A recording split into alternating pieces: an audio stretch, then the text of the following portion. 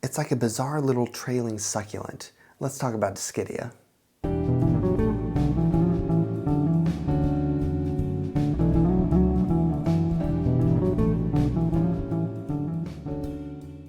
What's up, fellow plant enthusiasts? My name is Dylan and this is Bain's Botanicals. Today we're going to be talking about Dischidia.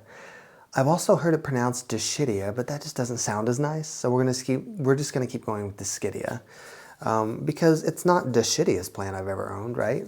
And they are very unique. Like, if you look at it, this is a million hearts. I believe it's Dischidia rucifolia. There's also a Dischidia ovata and a few other species that are actually houseplants. But it is very eye-catching. And you can see why they're called million hearts, because all of the little heart-shaped leaves that are on it. So yeah, here is the taxonomy information for Dischidia.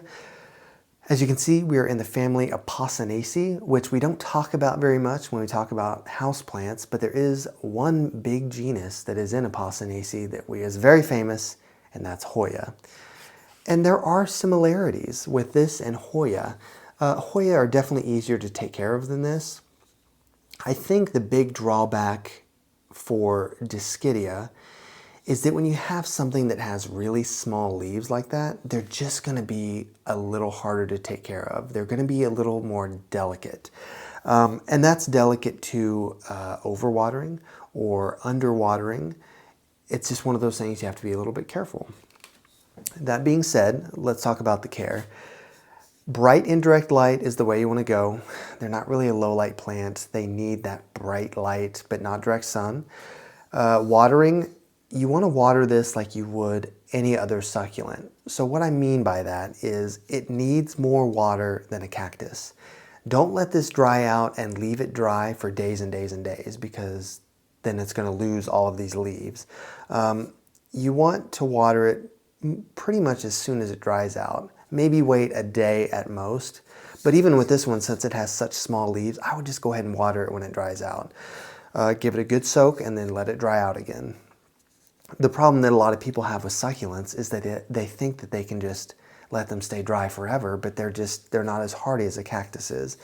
But you don't want to overwater it either. It's not like a tropical plant or a fern. You know, it does need to dry out so that you don't get root rot.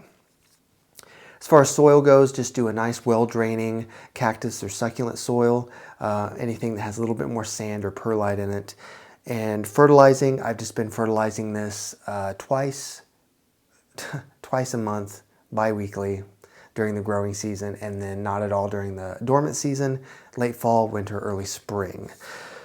Other than that, they don't really need supplemental humidity or anything, because like I said, they are kind of a succulent.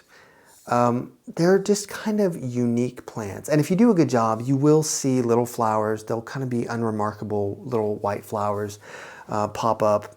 But they're definitely something that if you see one, you should get one just to try it out. If nothing else, just to say the word Dischidia or Dischidia if you just want to sound like that.